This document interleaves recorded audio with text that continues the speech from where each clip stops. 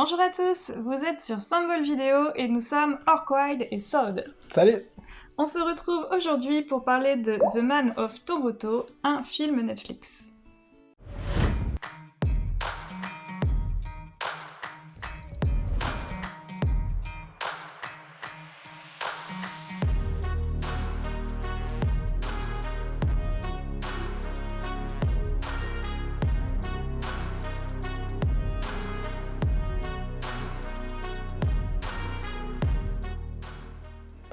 Il vient juste de sortir et malheureusement, à part la bande-annonce, il n'y a rien d'intéressant dans ce film. Tu commences fort. Ouais, je suis un peu vache. Si à la limite ça passe, si vous pensez à débrancher votre cerveau avant de regarder le film, normalement ça peut être un bon moment. Mais Faut vraiment voir ce film comme du second degré, voire du 12e degré. Faut vraiment pas le regarder sérieusement, faut vraiment se dire qu'on va être face à des choses vraiment absurdes. oui, bon après tout ce qui est absurde, ce n'est pas un problème. À la base, ce film, c'est pensé comme un duo, deux personnes qui n'ont rien à voir. Je crois qu'on appelle ça un buddy movie. Mhm. On a vraiment le tueur extrêmement froid, glacial, j'ai envie de dire. L'homme de Toronto. Voilà, l'homme de Toronto qui a une histoire assez dure, assez brute. Vraiment le mec sanguinaire. Sans morale, qui est prêt à torturer. Y a pas de- Justement, c'est un spécialiste dans la torture. Il fait toujours avouer aux gens ce qu'ils ont à dire. Et on va avoir le deuxième personnage qui est Teddy, Teddy, qui est juste Teddy en fait. un raté. Voilà, ouais, un raté, et puis complètement mauvais. Mais alors vraiment, la seule chose qu'il a fait de bien dans sa vie, c'est... Trouver une femme géniale. Voilà, c'est trouver une femme géniale. Grosso modo, côté du personnage, c'est pas inventif, hein. On est sur quelque chose d'assez classique, et ça restera classique tout du long de l'histoire. Pareil, la rencontre, c'est un gros quiproquo. Voilà, c'est ça. Bah, après, il y a dans la bande-annonce, donc... Oui, ça on le voit dans la bande-annonce, la façon dont Teddy va se retrouver au milieu de tout ce bordel. Voilà, et les scènes sont vraiment sympas. Enfin, les scènes où il est censé faire semblant de torturer sont très très rigolotes, mais c'est tout en fait. Tout ce qui est dans la bande-annonce et qui va vous donner envie de voir le film, c'est Presque tout est dans la bande-annonce, c'est vrai, cette bande-annonce c'est limite spoilante. Ouais, et après, à part ça, bah, c'est une histoire qui est sympatoche, mais j'irai pas plus loin. Oui, ok, on se prend d'affection pour les personnages, oui, le duo fonctionne bien à certains moments. Si vous deviez regarder le film, vraiment pour moi, c'est parce que vous aimez les acteurs qui sont dedans, c'est-à-dire Woody Harrelson et Kevin Hart, et si vous aimez bien le réalisateur aussi, Patrick Hughes. c'est ça. Mais, en tout cas, côté réalisateur, il fait pas un excellent travail. Il aime bien les duos, hein, ça se sent avec Hitman and Bodyguard. Mais là, c'est assez mauvais. On a les critiques, hein. J'ai Metacritic où on est sur un 3,4 sur 10 au niveau presse, donc mauvais. 4,5 grand public. Et côté Allociné, on est à 5 sur 10. Alors je mets tout sur 10 pour vraiment harmoniser, mais en gros... On est sur du moyen, mais du moyen vraiment plus dans le bas, on va dire, dans le mauvais, moyen mauvais. Ce qui leur sort de toutes ces notes d'utilisateurs, c'est que c'est une déception. C'est une déception parce que on n'en attend pas grand-chose, hein. C'est un film qui n'a pas non plus un gros budget pour faire de la com, etc. Donc on part quand même avec des attentes qui sont pas forcément énormes, à part si on aime beaucoup les acteurs, justement. Ce qui était mon cas, hein. Woody Harrelson, qu'on a dans Bienvenue à Zombieland, qu'on a dans d'autres films, on l'avait dans Hunger Games, enfin, il a fait quand même pas mal de films.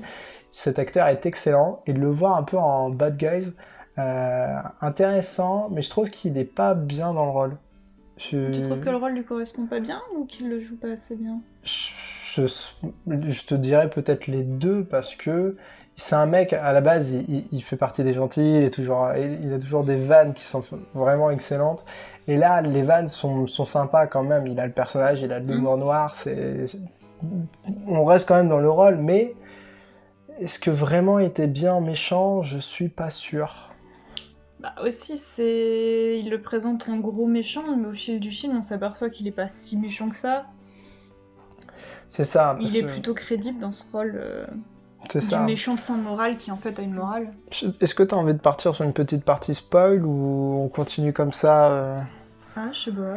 Parce qu'on on peut partir sur du spoil si y en a besoin, parce que jusqu'à maintenant, on n'est pas rentré trop dans le vif du sujet, mais dis-moi, toi, qu'est-ce qui t'a plu et qu'est-ce qui t'a pas plu dans ce film? Alors moi j'ai regardé vraiment comme une comédie. D'accord, ouais. J'en attendais pas grand chose, on avait vu que les critiques étaient pas terribles avant de le regarder. Mm. Du coup j'en attendais pas grand chose et je l'ai quand même trouvé plutôt marrant, il y a plein de moments où j'ai rigolé. Ouais, Toi moins. Si, franchement, la scène où il va niquer l'œil d'un gars, c'est pas fait exprès et tu sens que les mecs ils sont vraiment dégoûtés. En plus, il vomit dessus. Je trouve tellement absurde que. Ça, c'est dans la bande-annonce. Voilà. On spoil toujours pas. Tellement absurde que, en fait, j'ai rigolé parce que c'est vraiment trop con, quoi. C'est ce que je disais, c'est moins du 12e degré ce film. Ouais. Mais à part ça, j'ai pas ri énormément. J'ai peut-être ri 2 fois, je crois, sur tout le film. Alors pour un film comique. Ah oui, moi j'ai ri plus que ça quand même. Pour un film comique, c'est un peu dommage. J'ai trouvé qu'il y avait quand même pas mal de moments qui étaient très amusants car ridicules. Et ils jouent là-dessus justement, c'est vraiment présenté comme des choses ridicules. Hein. Il se prend pas du tout au sérieux ce film. Carrément, bah de toute façon l'objectif c'est d'avoir le plus possible de vannes, où tu vois avec la voiture à la fin qui se fait totalement détruire alors que c'est... Non mais... Enfin, t'as vu l'endroit où il s'est garé aussi, enfin je sais pas, c'était prévisible. Ouais, et puis c'est un peu un running gag avec le personnage, parce que souvent dans les films, c'est toujours quelqu'un qui possède des choses qu'il adore, qu'il adule, et elles se font toujours détruire. J'ai un peu l'impression d'un running gag dans Bienvenue à Zombieland, c'est la même. Je sais plus pour quelle vanne, mais il y a des moments où c'est excellent. Bah si, par exemple, dans Bienvenue à Zombieland, le mec adore, je sais plus, des gâteaux ou des glaces, et il dit, mais ça, c'est un moment sacré, surtout en apocalypse. Et à un moment donné, ils sont dans une usine et ils en détruisent plein, tu vois. Et le mec est dégoûté. Et on retrouve un peu cet humour-là, et c'est très sympa. Mais est-ce que de là à sauver le film? Non.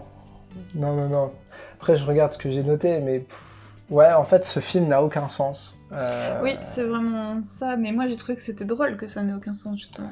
Oui, après on part sur de l'absurde, il faut que ça reste dans l'absurde. Il y a une petite storytelling où finalement le mec méchant va... En fait, un mec adorable, c'est juste qu'il a une enfance un peu compliquée, alors il est parti là-dedans, mais il ouvre son restaurant, etc.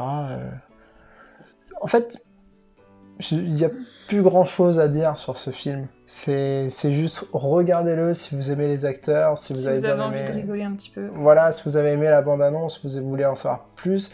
Mais il faut savoir aussi une chose, ah oui, c'est un dernier point très très important, c'est que la bande-annonce en fait spoil tout et qu'il n'y a rien de plus. Alors, tout le reste est dans la même veine. La bande-annonce va bien spoiler la grosse majorité du premier 3/4 d'heure du film, quoi. Puis toutes les bonnes vannes y sont. Donc non, en fait, pas toutes non plus, mais ça fait un bon résumé, quoi. Toutes les bonnes vannes y sont, donc après il n'y a plus rien. Pour moi, à partir du moment où vous aimez la bande-annonce, vous allez plutôt aimer le film. Ouais, moi je vais plutôt partir sur le contraire, c'est-à-dire que si vous n'avez pas aimé la bande-annonce, ne regardez pas. Ne regardez pas, n'y allez pas. Ouais, mais tu vois, moi je l'ai dit de façon positive. Ouais. Mais là, on va plutôt essayer de faire gagner du temps à certaines personnes. C'est plus l'objectif. Pour moi, c'est tout. En tout cas, pour ce film, parce que j'ai pas trop envie de le décortiquer profondément, parce que c'est juste des vannes, c'est juste un storytelling qui est un peu absurde. Donc... Un bon duo marrant. Ouais, voilà, c'est ça. Le duo est sympa. Ça casse pas 3 pattes à un canard. On n'est pas sur un film de l'année, on est sur une petite comédie absurde. Ouais, je sais même pas si on peut le mettre dans les films, dans la moyenne, si tu veux, tu vois. Ah, c'est pas un film que je vais avoir envie de regarder toutes les quelques années, si c'est ça que tu me dis. Clairement, les notes sont les bonnes, en fait. Oui, je dirais, ouais. Voilà, c'est ça, c'est que faut jouer, faut regarder le film par rapport aux notes, et ça a clairement ce niveau-là. Voilà ce qu'on pouvait dire pour Man of Toronto. On n'a plus rien à dire, on va juste vous le laisser. Ce sera une vidéo plutôt courte. Allez le voir, regardez au moins la bande-annonce pour nous dire ce que vous en avez pensé. C'est ça, si vous l'avez vu, parlez-en avec nous. Si vous n'êtes pas d'accord, n'hésitez pas en commentaire, on adore ça. Discuter.